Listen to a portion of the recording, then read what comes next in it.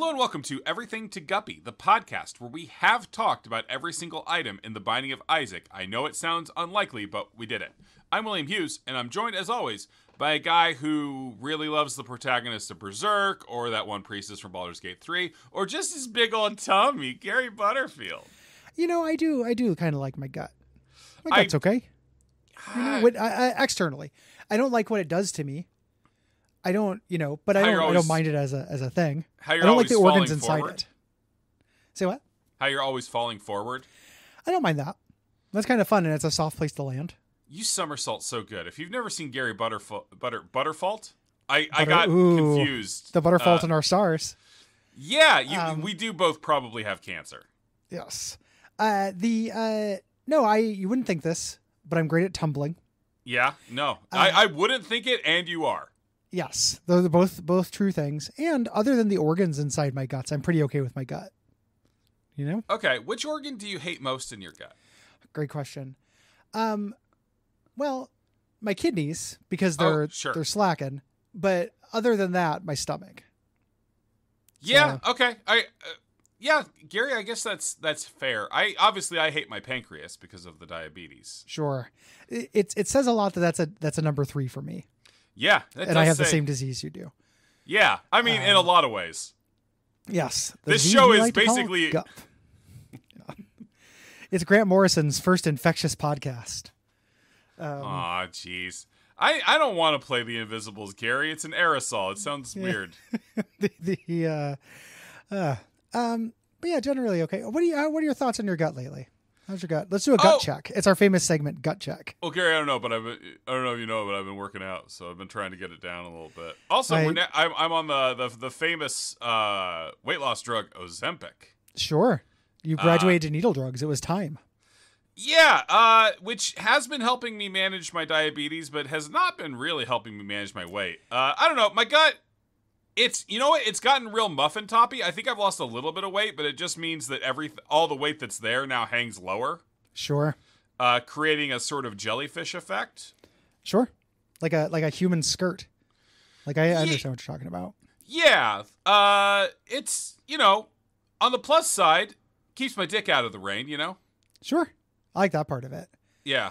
I was going to say it's a return to form because I was recording naked. Because I hadn't done that in a while. Uh-huh. But I am wearing a knee brace. So not quite.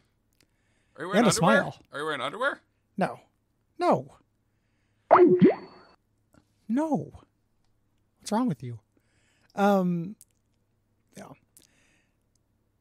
Did you just hang up on me?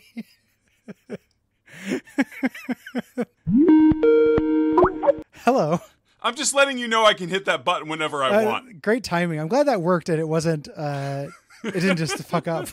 Yeah. Really, I'm just letting you know that there's an end call button that I can hit whenever I want, Gary, when you say things like I'm naked except for the knee brace. And a smile. And I don't like the smile. The smile makes it worse. I know. It's because I'm happy. I didn't know we could hang up. That changes everything. It really does change the dynamic quite a bit. Yeah.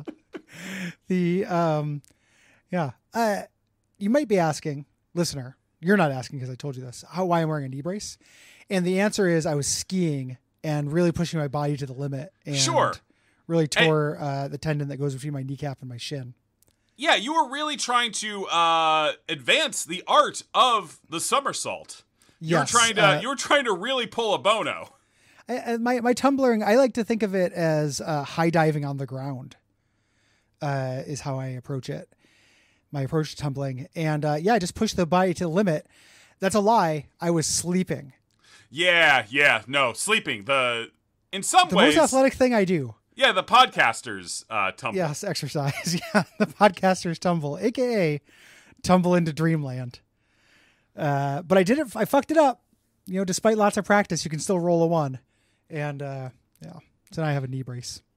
Gary, now I'm very sympathetic to your pain, but also I'm thinking about the last 10 seconds of Sonny Bono's life. Sure. Like, do you think it was fun? Is that what you're thinking of? I don't know, man. It's already, like, I have a decent, you might not believe this, but I have, like, a decent amount of empathy. I just use it for sociopathic reasons. Okay. I believe half of that. Yeah. Which half? I'll never tell. But I'm usually pretty good at putting myself in other people's headspaces so that I can be meaner to them. It's already hard to embody Sonny Bono.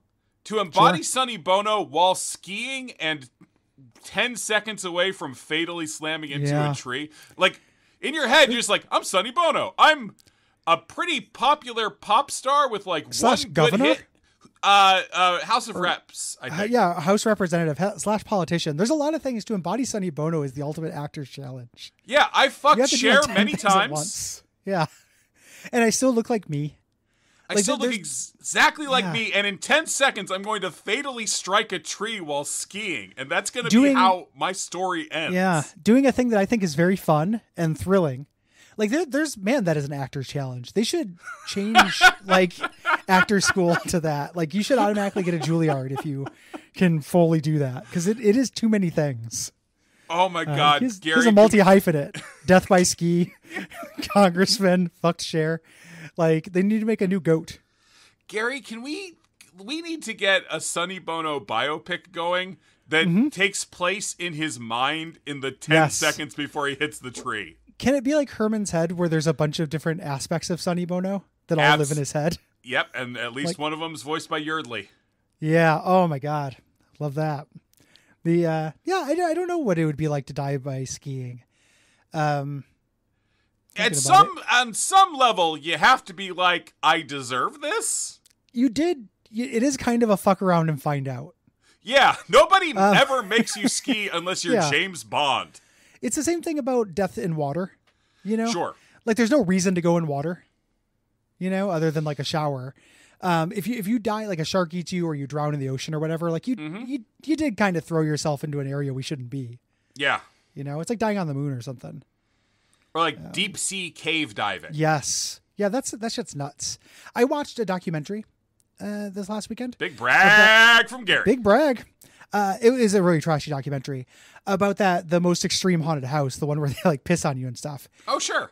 And they brought in an expert who was talking about how some people are extreme like thrill seekers and we need to have an outlet for them. And that's what this kind of thing gives us, you know? Like, some people are just not going to be satisfied, you know, doing normal things. Like, they're going to have to almost die or have a guy like spit on them and piss on them and shit.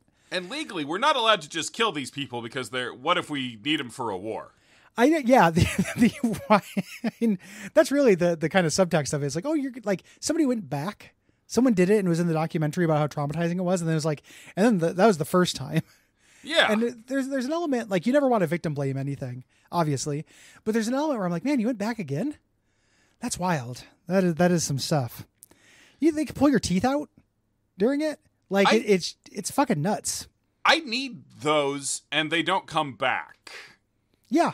You don't get more teeth. You get more roller coaster rides. You don't get more teeth. I do love a roller coaster ride, Gary. I'm just saying, have these people heard about roller coasters? Yeah. They're pretty thrilling. They're pretty thrilling. They got one at Six Flags down in California. They shoot fire at you. I also went down a coaster tube, a hole, and saw, I think that YouTube just knew me. They're just like, oh, you're looking at thrill-seeking weirdos. That was like super scary roller coasters. And some of the things they do, like the negative, like when it drops down and then moves backwards, you know, so you're going down towards the earth and back towards your feet. Yeah, at the same time. Like, that stuff's nuts. That seems scary as hell. A lot of jump scares and stuff, weird drops. Like, there's all kinds of stuff you can do in a roller coaster. Yeah, and you don't have to pay like a weird California weirdo to urinate in your eye. Yeah, just stay away from any Schlitterbahn videos, you know? Very much so. Or oh, man, that fucked me up so much when I heard about that. Yeah. People should do testing so that their water slides don't decapitate children. I don't have a lot of moral stances, Gary, but I'm willing to... That's a flag you planted in the sand for a long time on this show. Before Schlitterbahn, honestly. Yeah. You know what? You could have prevented it. You know? Yeah, I guess I could. Now that I think about it. Yeah, you know, I didn't think about it from a personal responsibility angle, but it's there. I guess I wasn't the change I wanted to see in the world, Gary, and so a child was decapitated on a water slide. Jesus. Yeah, the water slide at least cleans itself. You know? Gary, you're always finding the bright side of things. I'm a real silver lining thing. I'm wearing a smile. Is this the silver lining? Gary, you made me think about it again. It's a big red button with a phone on it, and I can just hit it. Yeah, that just calls me, and I'm even more naked. Gary, we are, of course, talking about every monster in The Binding of Isaac. How could you not know that that's what we weren't doing 10 and a half minutes into this episode? Yeah. We are moving through these monsters at a clip that is honestly unheard of. And I fear we're going to run out of road. Yeah, I agree that it is honestly unheard of. Yes.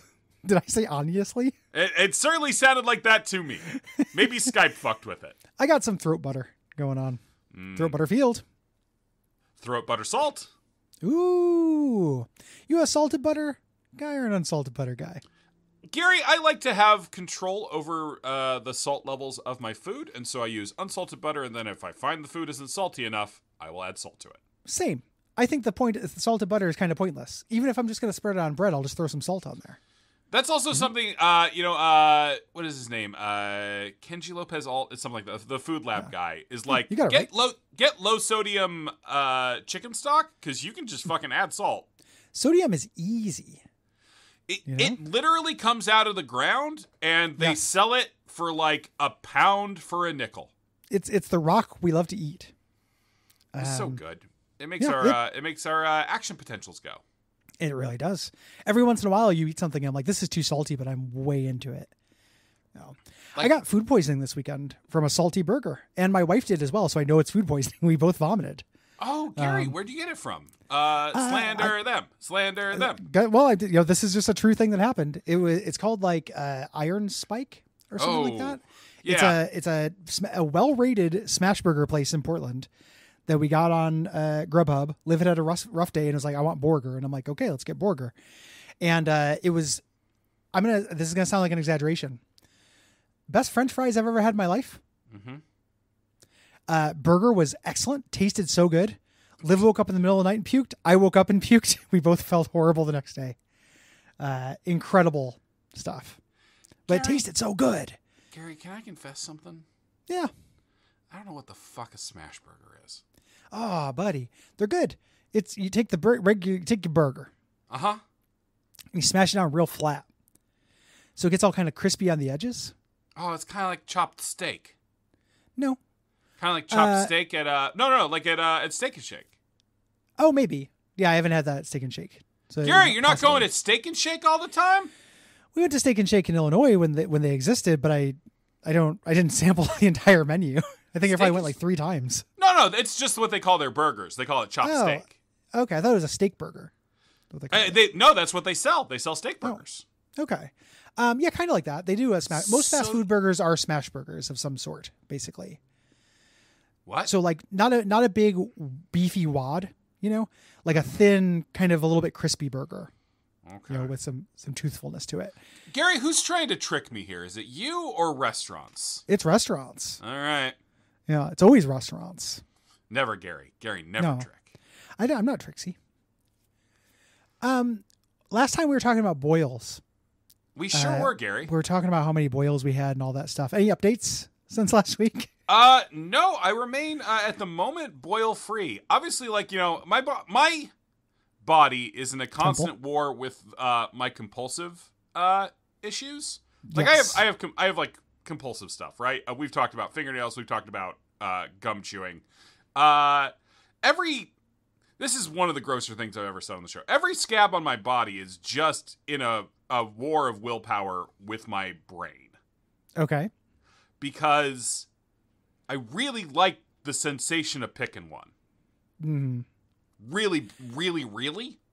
Yeah, it's fun. They should make like a little like thing you can pick. Like if we're gonna grow flesh in a lab, yeah, you should be able to buy a ball of flesh that you can then wound so it scabs up, so you can pick those scabs and put a tiny little brain in there so it's a little bit aware. But I think I do need the little bit of pain to make it work. Like, I don't know, man. When you get one to just peel off whole, bat a no hitter. Yeah. Like nothing but net. Yeah, it's so that's the war That's The War at Home, which is the TV show, I believe. Will. Yes, Gary. As your friend and as somebody, we're talking on this podcast. We talked about this stuff before. Oh, it's never good when people start with that phrase. You don't eat the scabs, do you? What do you mean? I think it's pretty clear in my sentence. I don't know what you mean. Okay.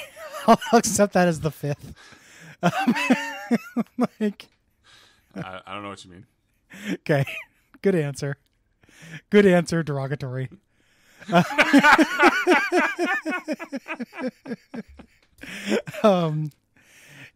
I haven't no boils for me since last week as well. Oh, good. I will get my scab relationship. I'm like you, where I also like picking them, but I sometimes get them on my head. So get like a little like pimple or something on my head that I pop, and then it turns into a scab. And I feel like that's the best of both worlds because you can pick at that, but nothing happens. Nobody sees it. Yeah. It's just like a little fidget toy you have. Yeah. And sure, are you potentially giving yourself meningitis? Who knows? That's for those eggheads at MIT to figure out. Not Gary, can you do me a real quick favor and draw me a clock? Yeah. On what? I guess just paper in front of you or in MS Paint and send it to me. Gary, do you get the joke here? Yes. Okay. I'm going to tell you where my scabs are, but I'm not going to follow through with it because even though I do have paper and stuff, it take a lot of stuff. And also I'm wearing a smile. So I might accidentally take a picture of something I don't want to take a picture of. That's a Hannibal reference, by the way, the drawing a clock. Oh, no, I didn't get that reference. I thought it was Super Clock, how I described things in relationship to a 3D clock. I thought that might be where your brain is going. And that's also would have been a funny thing. But no, it is a plot point in the first season of Hannibal that one of the characters contracts meningitis and Hannibal doesn't tell him because it makes him easier to fuck with. And the way you test for it is you draw a clock and see if you can space the numbers properly. Ooh. I haven't done that in a long time. I wonder if I've got meningitis. Yeah. The man draws a real fucked up clock, Gary. I don't know what to tell you. Spoilers for Hannibal. Okay. Now that I know there's clock stuff, I got to... Yeah. This show I got to see. I didn't realize they were drawing clocks. Yeah. Those motherfuckers are drawing clocks. I knew it was that kind of TV show. Hey, Gary, you want to talk about a monster? Yes. How about I think we have time for one. This is the same thing as the boil. The boil spits out little blood bullets, but this one shoots out ipecac shots. Yeah, and they regenerate all of these. I don't think we mentioned about the boil. It is the main thing about the boil that we didn't. Is about this monster that we just didn't mention. Yeah, they start out real small and they can't fire, and then they regenerate health until they get big enough, and then they fire. Yes, and if you shoot them, they lose health and get smaller, but you have to finish them off because they'll always regenerate. Mm-hmm. And that's true of this entire class of monsters we're going through. The gut does that, except it shoots ipecac shots. So like all ipecac monsters, you can use this. You can trick it into, it can fight enemies for you. It can blow up tinted rocks and stuff. Yeah.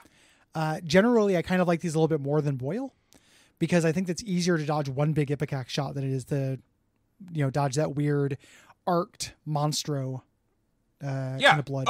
Indubitably. Indubstepidly. Yeah. Gary, I texted you about this yesterday, but I went and saw an anime movie. This is very funny. What movie was it? It's called Patima Inverted. It's from like 2013. OMSI's running a sci-fi film festival right now, so it's like 10 years old. It's fine. It's cute. You wouldn't.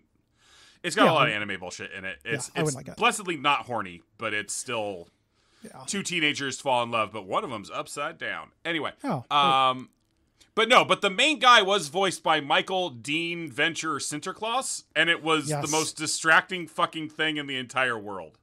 For people who don't know that and didn't listen to the TV show or the podcast Orb, which you should, the voice of Dean, that actor looks like Dean and sounds like Dean all the time. This is essentially Will telling me that an anime character was voiced by Dean Venture. Yeah, every second you expect him to say that he looks like Santa's magic janitor. Yes. Or he doesn't say that. Somebody'd say it about him. Wait, yeah, no, he like Santa's says magic janitor. No, Hank says it to Dean. No, Dean says it about himself. You look. Oh no, you're right. Hank says you look at the mayor of Candyland. Yeah, there we go. Thank you. Thank you for correcting me. Yeah, Gary, I'm just excited to know a thing. It's a first for everything, and it's exciting for me. Yeah. That would be incredibly distracting. Yeah. Ah, man. I'm going to watch a clip of that just to see Dean do some anime bullshit. Yeah. I'm good for him for getting work. Yeah, I think he works actually pretty regularly. Yeah, Dean's everywhere. There's no escape. Dean. Gary, while I'm just, spreading things about my life, can I give you another, micro anecdote? Of course. I've been microdosing anecdotes all this entire podcast. Yeah, so I was taking the trash out last night. Sure. It's garbage day here in Portland. Wow. Well, it's a different garbage day every part of Portland. It's garbage day for you. When's your garbage day? My garbage day is tonight. My garbage day is tomorrow. It's by zone. It's not the same garbage day everywhere. What the fuck, man? Yeah. Santa Claus was Leonardo in the most recent Ninja Turtles show. Oh, fascinating. Leonardo. Yeah. Okay. And that anime film Your Name from 2016 that everybody liked. He's the English dub of that. I guess he just does a lot of anime dubs. Oh. Well, I mean, if you're a voice actor, what else are you going to do? You know? Yeah. Oh, he's in Young Jedi Adventures as Milkman. That's my favorite Jedi. Yeah. Yeah, Mace Windu. Yeah. Milkman. I wish that the TV show Misfits didn't already have a character with lactokinesis, because that'd be a very funny riff to go down. But the Milk Jedi. Yeah. No. Okay, so I'm not to be taking out confused with Jedi milk, which is what you pull out of Samuel Jackson's hog. Well, I mean, it's also what Luke... Gary, you know that there's a prominent milk-drinking scene. Yeah, he doesn't drink Jedi... Well, it's Jedi milk because a Jedi is drinking it, but it comes from an animal, and he drinks it directly from the nipple, right? It's something real gross. He milks it from the nipple and then immediately drinks. There's no pasteurization or homogenization happening. Yeah, it's got all the chunks in and stuff in it. I know and it's he's got a big gross. mustache, and it does stick to the mustache. Yes. I by osmosis, I know the gross Luke Skywalker... Movie's so fucking good, man. I believe it, but it's I don't want to watch the scaffolding. I know. Anywho, you're taking out the garbage in your localized garbage night. Yeah, that's going to fuck with me all day. Instanced. Anyway. Ugh. And the garbage can, I'll tell you, is very overfilled because they only pick up the garbage every other week. Yep. And we have 3 cats, and they piss and shit a lot. They love it. So the garbage can tips over because it's bake, unbalanced. Baby. And here's what I yell to myself as the garbage can tips over and trash spills out into my driveway. Fuck me, decisions. What were the 2 decisions you were thinking of I then? don't know why I said decisions. It feels like fuck me, indecision, or fuck me, the cruel whims of fate, I have but one path. No, because Gary, everything bad that happens to me is my fault. So I think I've made decisions at some point. Decisions you had made, not decisions you have to make. No, okay, yeah, no. Yeah. No, I thought you were I am truly at a crossroads here. What shall I do with this? I could leave this tipped over in my driveway. I literally had seen a raccoon 1 minute earlier, so seems like a self-correcting problem. Just kind of hope the sanitation workers just decide to take it upon themselves. Yeah, to go up the 20 feet of my driveway to just we'll get that. We'll you know what? We'll throw you a bone, or you pick it up. But no, did a litter bag break? No, they're buried pretty far down. I did have the top bag did tip out, but okay. If it just has human garbage, that's okay. When a litter bag breaks, that's awful. I've had that happen before, and you basically just have to get the hose and just spray it onto the street and be like, "This can't be my thing." Yeah, there's no way to pick it up. That's street cleaning's job now. Yeah, exactly. You have to shunt that stuff down the river. Some cases, quite literally, because it goes into the sewer into our water supply. But you cannot. There's nothing you can do about that. I guess you got a snow shovel and certain technology, but I used litter during the winter for our to get my car unstuck. Ooh. Yeah, we didn't have anything like that. We were out of litter. We do delivery litter, and went out to buy salt, and there was no salt, so we ended up buying ice cream rock salt, and it works just fine. Yeah, and at the end, it's ice cream. And it's salt. This episode is brought to you by salt. Brought to you by salt. It will certainly give me a heart attack in 8 years. Yeah, but it makes food taste like something. I think first heart attack at 48 sounds about right. It's not so bad. People have survived younger. Yeah. Yeah. I'd love to get to 50 before the first one. Calculating. My dad had open heart surgery when he was, let's see, I was still in grad school, so he would have been 59. Okay. So hereditary-wise, you're doing pretty good on that. Would Like you say you're in better or worse shape than your dad? Oh, I'd like to think better. I'm fatter than he was at my age, but I'm not an alcoholic who takes lithium every single day. So we're in similar kind of boats there. Like I was, asking you that made me think about it. I never thought about it before. And like my dad was rail thin, like his entire life, but he just did lots of coke, like a lot of cokes. He did lots of DUIing, which makes me think he's less healthy overall, but in more acute ways. Yeah. Like I'm going to die slowly over disease. He's going to die suddenly like Sonny Bono. I bet. And the FDA doesn't want us saying this. They've sent me a lot of notes. I bet there's a certain amount of moderate cocaine use that's probably pretty good for you. Like kind of good for you, like a glass of red wine a day. Yeah. Yeah. You just do it for the tannins. Yeah, exactly. Yeah. the antioxidants of this cocaine. Biff, Mad Dog, Griff. Do it for the tannins. That's excellent. I got that. The guy who runs that Extreme Haunted House looks a lot like an evil version of Biff Tannen. Nice. To me.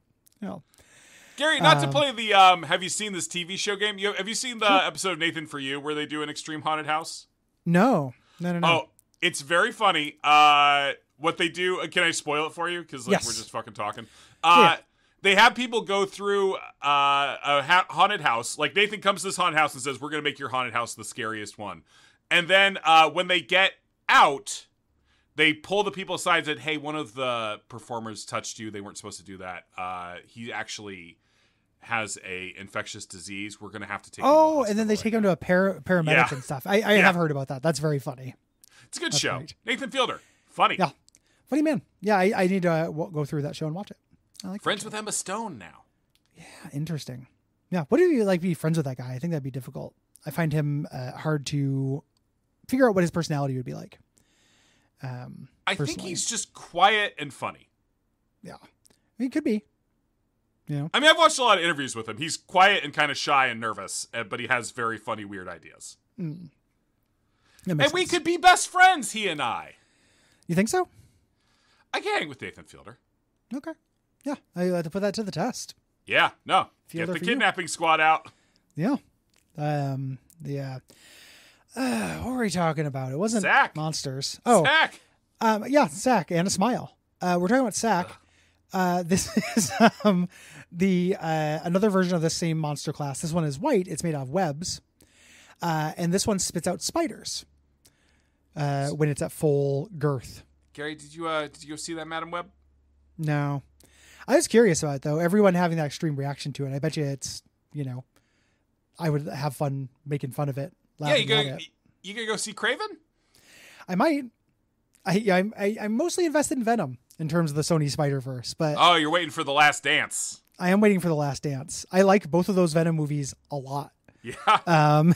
Yeah. So, but did not see Madam Web. Didn't see Morbius. Little side characters I'm not super interested in. You're really letting down the Spider-Man without Spider-Verse. Yeah, no, the Sony Spider-Verse. It's its own noble thing. It's so noble, Gary. It's very so noble. beautiful. They're trying. It's like a turtle trying to crust a tin can. It is the single saddest cinematic universe in existence. It's incredible. It's like the Dark Universe started and then immediately failed, and they're like, "We'll take that." Yeah, all right. We've got all these amazing characters, but not Spider-Man. Yeah, and nobody likes those characters, and they don't have. It's not just they don't have Spider-Man because that'd be enough. Yeah. Let's say they just didn't have Spider-Man. Obviously you do a Venom movie. That's a slam dunk. Sure. You do like a Green Goblin movie or something. Yeah. But they don't have lots of stuff. Yeah. No, they don't have Doc Ock. Yeah. If they just didn't have Spider-Man, that's fine. There's a whole comic about that called Web of Spider-Man. It was pretty good. Mm-hmm. But you can't just have only the dregs. It's pretty great.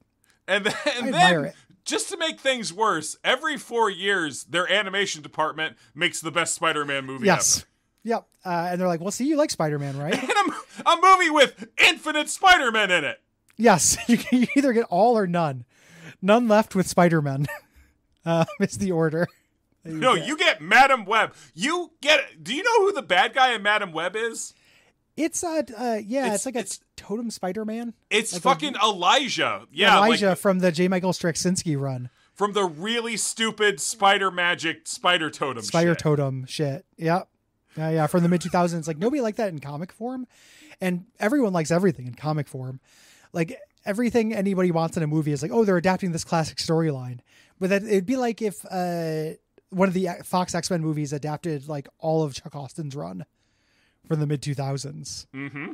Like, oh, it's the Draco. It's the Holy War arc as a movie. They're going to make Nightcrawler the evil pope who gives everyone disintegration wafers.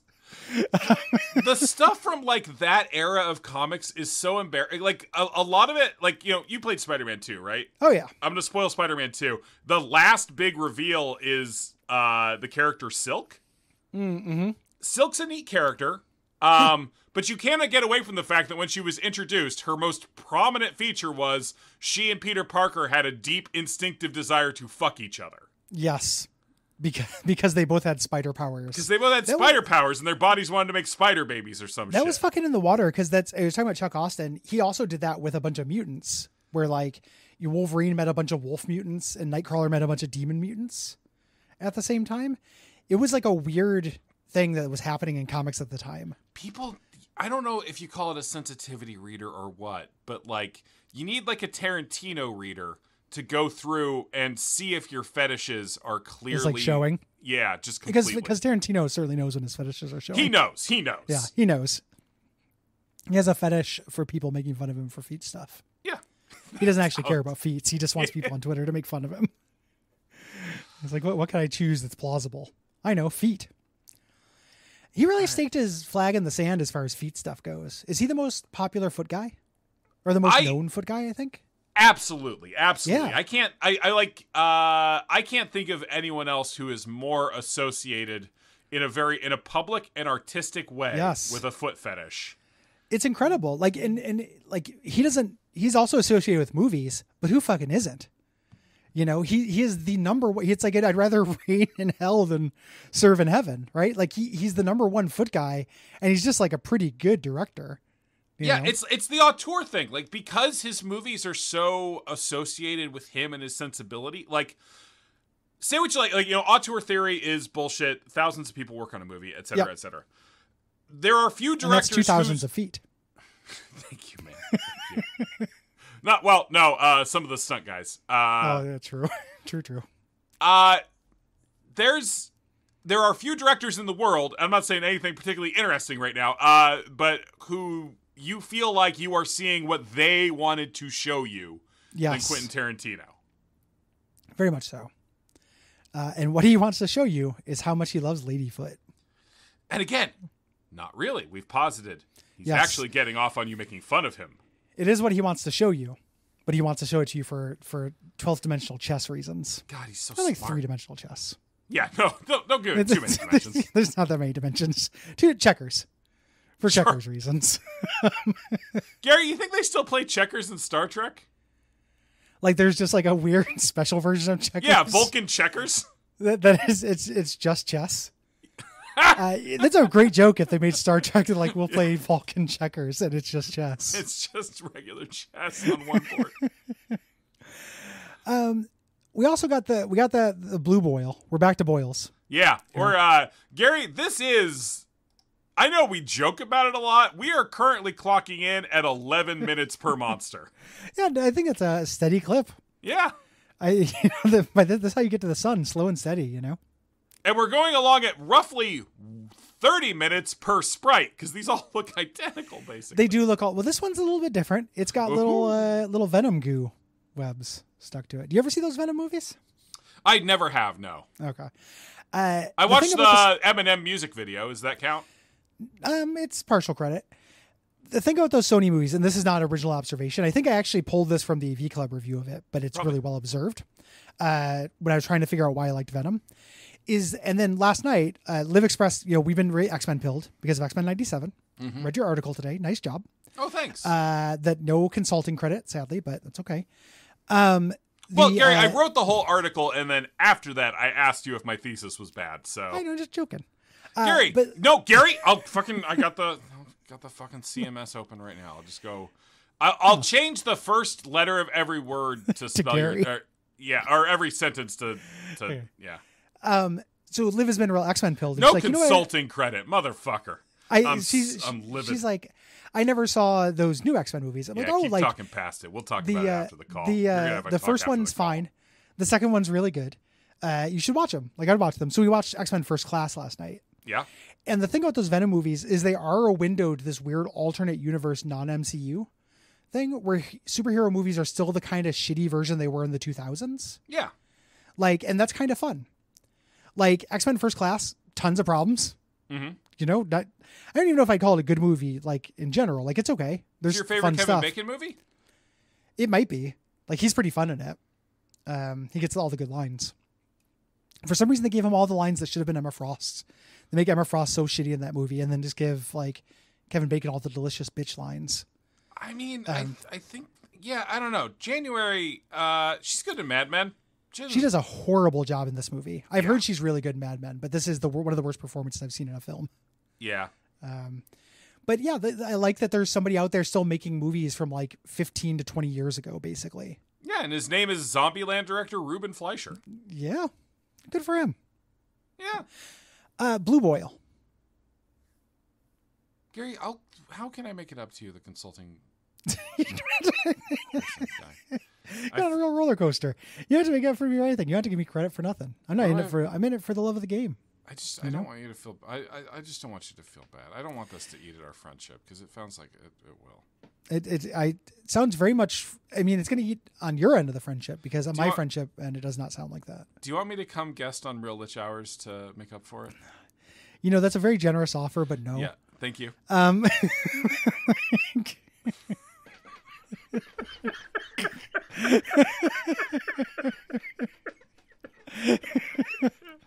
If they patch in a card game that me and Cole don't want to play, we'll have you on there. Sure. I just want to make it up to you however I can, man, and that seems like the most immediate way to do it. Yeah, it seems like it, but and the thing is, it's like we both accepted with grace the transgresses of the other, and we, you know, and moved on. It's a very Christian podcast that we do here. Yeah, it's very beautiful. It's a sacrament. I call doing this the sacrament. Yeah, me too.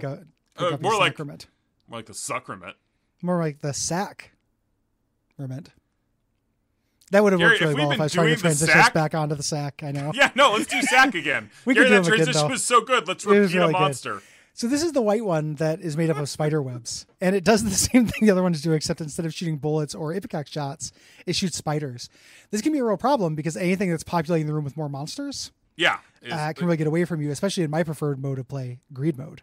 Yeah, especially because these usually spawn in like groups of 4. So even as Ludicrous. Yeah, and usually off in the corners of the room. So you can get 1 or 2 of these down before they can put out a spider. But there's probably going to be some spiders. And while spiders are easy to kill, they do move erratically. You can get a lot of damage from a spider. Yep. And one of the things that is a little bit interesting about these guys, and one of the things that's frustrating about the wiki, is I think there's a limit to how many spiders they can spawn. Because every time they quiver, they don't shoot out a spider. Okay.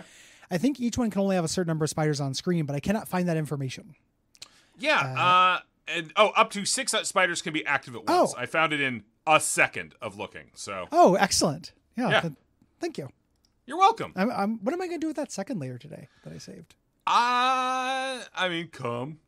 I might just Mr. One Pump Chump. Well, coming for a second isn't really an insult. No, masturbating for a second is, but like how long I'm trying to think of how long I come. It's longer than a second, but it's not that much longer. Oh, Mr. Short Cum. How do I measure that? Because I'm usually pretty distracted. A stopwatch? I'm pretty distracted though. Like, Gary, I have to note the sometimes time. for science you have to ruin an orgasm, unless that's your thing. In which case, I don't know. Put it in a Tarantino movie. Yeah. I would need somebody else to do it because if I was ruining my orgasm, it wouldn't be accurate data. Oh, if only there was another person there. Yeah, like I dream of that someday. I would love. I'm gonna have that conversation with Liv at some point. Like, listen, sweetheart. I know this is going to make sense, but this is for Guppy. This is for Guppy. Before you think this is dumb or this intruding into our sex life is worthless, I want you to know it's for Guppy. And I need you, when we're having sex, when it's my turn, to pay attention to how long I'm actually orgasming. Not the whole buildup, just the climax. How long is the climax? Well, Gary, see, the problem here is that an orgasm is mostly mental. Yeah, no, I know. It'd have to be like context cues. Or I think you have to commit to... Gary, do you make a noise when you come? Yeah. Yeah. I am vocal in sex stuff, which has always been something that my partners have liked. I make it known when something feels good. I'm not going to do it on the show. But I do make... It's not like I also don't make a noise like one noise like a Pokemon. I make noise in general. Come dar, come dar. I do that. Gary, do you ever look at your body from outside your body? No, but I've heard tell of such things. And just look at yourself and just go, why'd I ask that? Yeah, I don't know why you asked it. I don't know. I mean, do you not? I always thought it was pretty normal, but maybe not. I haven't talked to, hey dude, you vocal? Like I haven't really spent a lot of time comparing notes about this kind of thing. You know, I didn't have sex till pretty late, and you're usually supposed to be pretty quiet while you're masturbating. So, it's not, I don't make, I'll occasionally say, that's nice, but. Ooh lolly. I do, ooh la la. Yeah, ooh la la, ooh la la. That's what I like to say. I get as surprised as possible. Yeah, I like to. Well, of course, because I'm always thinking about that porno mag from Back to the Future Part 2. I love ooh la la. You can get little reproductions of ooh la la. Oh, nice. From that, I've thought about having an ooh la la on my shelf just as a fun souvenir of my favorite Back to the Future movie. Yeah, you'd have to wrap it up in a Gray's Sports Almanac. Yeah, nobody would know. Oh, cool. You got the Gray's Sports Almanac prop. Yeah. Gary, that would be so fucking funny to have like the Gray's Sports Almanac. Oh, what a cool inside joke. What? Double joke. That would be very funny. That's a great idea. I might steal that. But no, Gary, I run silent, run deep. Okay. Yeah. There's nothing wrong with like stealth mode. You will know me by the passing of my jism. Sure. It's more of a thing you feel than hear. Like, I understand. It's all about the notes I don't come. Yeah. All about the nuts I don't come. Hey, there we go, Gary. That was a great transition to nuts. Let's see. Is there an enemy called Nuts? Gary, what if we start? Gary, what if we started randomly moving through the list? We'd have to start over. Yeah. But it is a fun idea. We'd have to get like a D360 or whatever. I don't know how many fuck guys there are. And I would be committed to us not taking notes. Yeah. So we would have to remember which ones we did. It's like a Parsley Games version of this where we have to be very difficult. Gary, blue boil. This is like a regular boil, except it just pops out a hush.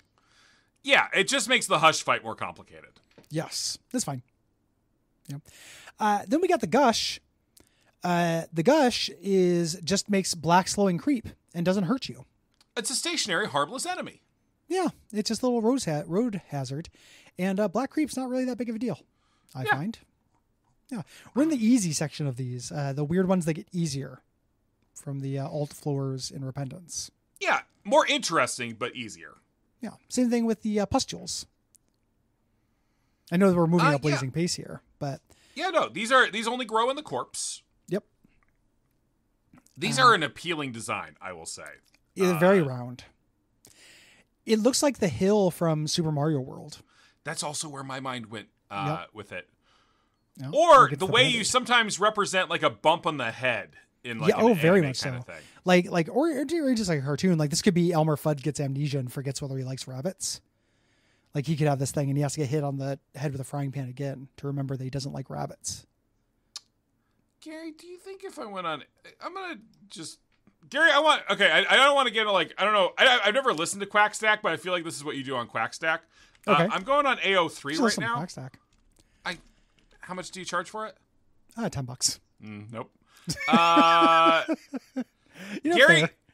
I have just gone to the Elmer Fudd tag on Archive of Our Own. Okay. AO3 as it's known. How many entries do you think have been tagged with Elmer Fudd? That's a great variation on the thing we do on Quackstack. Okay. Because we use Rule 34 Wiki. We look for images. Okay. But AO3 is a whole new thing. Well, I'm a professional writer, Gary. I know. You're more interested in the written word. How many? So here's a caveat. I've never been on that website, and I don't know anything about fan fiction, so I don't know what a baseline is. Okay. Right? Like, all right. Well, is it possible to ask for like something that people definitely fetishize? Yeah. Like give me another character. Give me another Sonic. character. Sonic, AO3. Ah! No, God, no, my browser! My browser! Jesus Christ! Fuck!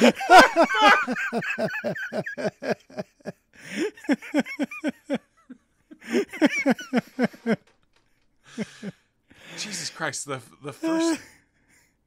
God damn.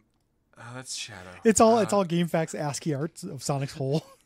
I'm trying to you said it was only text, but haha!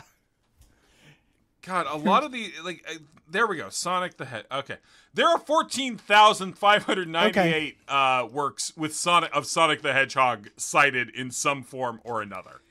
In that case, for Elmer Fudd, I'm going to say 790. Oh no, you're an order of magnitude off. There are 74 for. Okay, I was going to say what direction. Now like, a lot he's of actually these number 2 after Sonic. What the fuck? A lot of these do not have a slash. A lot of these are not sexual, or Elmer is not involved in the sexual. Okay. I'm scrolling down till I see one where Elmer Fudd is. We have one that's Elmer Fudd and original female characters. That's one about Bugs Bunny helping Elmer Fudd set up a social media page. Oh. So they can introduce their character they made up. They can date Fudd. It's... Mods are asleep. Date Fudd. I gotta look at this one, Gary. Elmer had asked me over to help him set up a profile on Toonbonk on his laptop. Elmer smiled as he sat on his couch and pulled out his laptop and said, "Thank you for coming over and helping me, Betty." I smiled as I sat down on the couch and said, "You're welcome, Elmer." Elmer said, "I am not used to all this technology and computers." I smiled and said, none of are used to it yet. Elmer nodded and looked for the power button and pressed it and said, "Yeah, Bugs told me he has a social media page." I smiled and said, "He does. I do too, and I think Daffy has one." Elmer nodded and said, "I would." That's spelled W-O-U-W-D. "Like to have a page also so I can stay in touch with him." I nodded and said, "I'll help you get it set up, Elmer." Elmer aid, "That is good. Oh, look at his loaded. Now to get on the internet." He moved his cursor over to a web browser and clicked on it. I smiled and said, "What web browser do you use?" Elmer shrugged and said, "I don't know, whatever I could find, wee-wee." End of chapter. End of chapter? I would like to formally thank Betty Bunny on AO3 for contributing that content. There is That's a incredible. second chapter.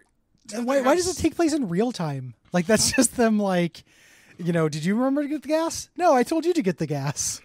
I was going to get the gas. Oh, I know, but you were going to get the gas. What kind of web browser do you use? Oh, do you like QWERTY keyboards or the other kind, Elmer? I nodded and said, "The next box is your email." Elmer nodded and said, "Oh, I think I remember my email." He started typing his email. I said, "Good, now you have re-enter it." Elmer nodded and said, "White." He started re-entering his email. I nodded and said, "Now select your gender." Elmer nodded as he selected male from the drop-down box. I said, "Now your birthday." Elmer said, "White." He selected the month, day, and year of his birthday. I said, "Now select sign up." End of fanfic.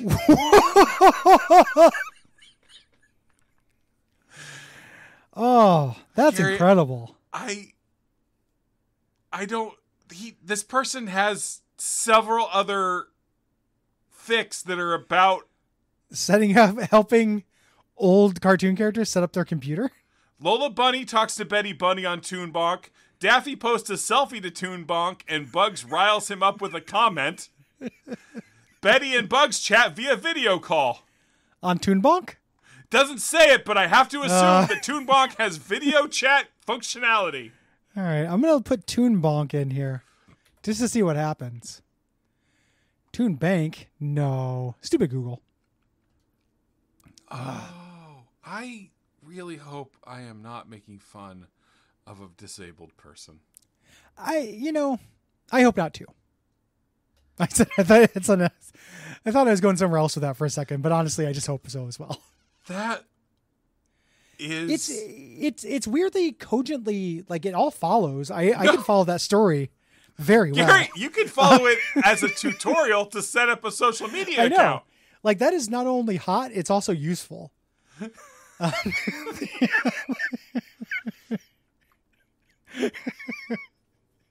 Good find. Oh, man. Maybe I was wrong about fan fiction this whole time. Yeah. Maybe it's actually sick. It's just about like updating insurance policies and shit for old cartoons. Here you'll have to sign here. And thus the Martians did.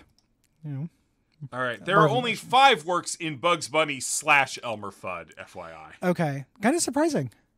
That seems like it'd be, rich ground for oh yay, according to TV tropes. Sure. One of them is called Mistress Bunny's House of Spank. Okay. That's when he dresses up as like Lady Bunny. I have to, not just a Lady Bunny, but I assume a Lady Dominatrix Bunny. Sure. Yeah.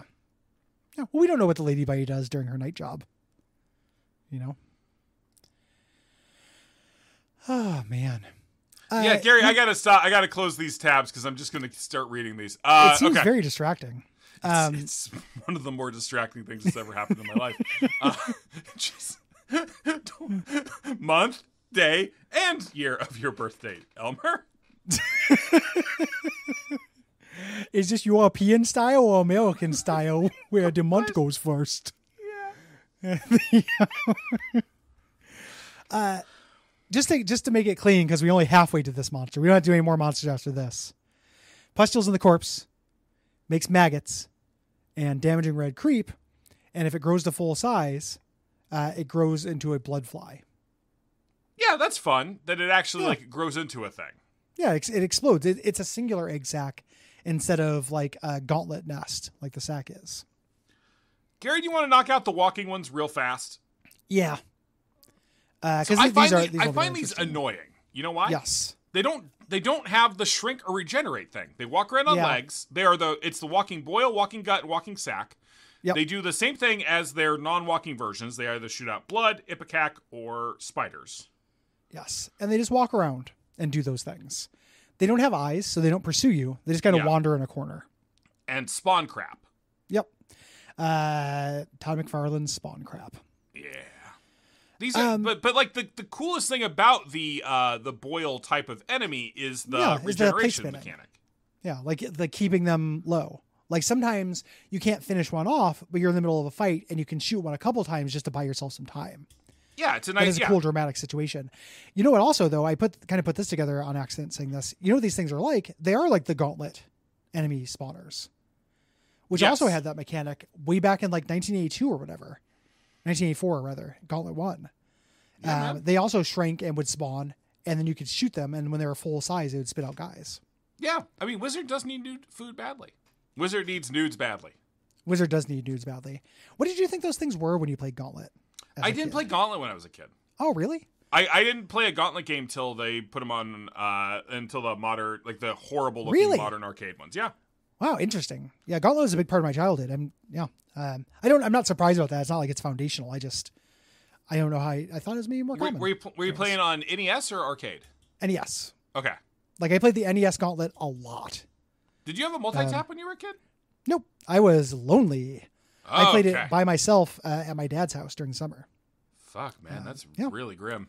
I got pretty far in it. Like there's like 1,000 levels in that game or something. It's very long, but I got pretty far in it. Yeah. I got a weird affection for Gauntlet. I think Gauntlet's cool. I think it has neat ideas in it. I think the 3D Gauntlet games are kind of interesting for like how deep they go for an arcade game. Yeah, I agree with that. Even though they succumb to arcade bullshit. Oh yeah, they're terrible. Like it just becomes you put quarters in there.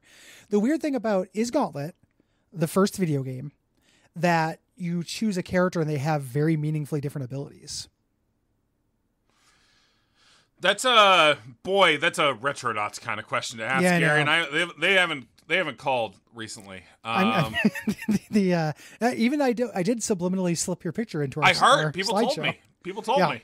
So it did happen. I don't know that Bob noticed it, but other people noticed it. I don't know that Bob would recognize me if he had.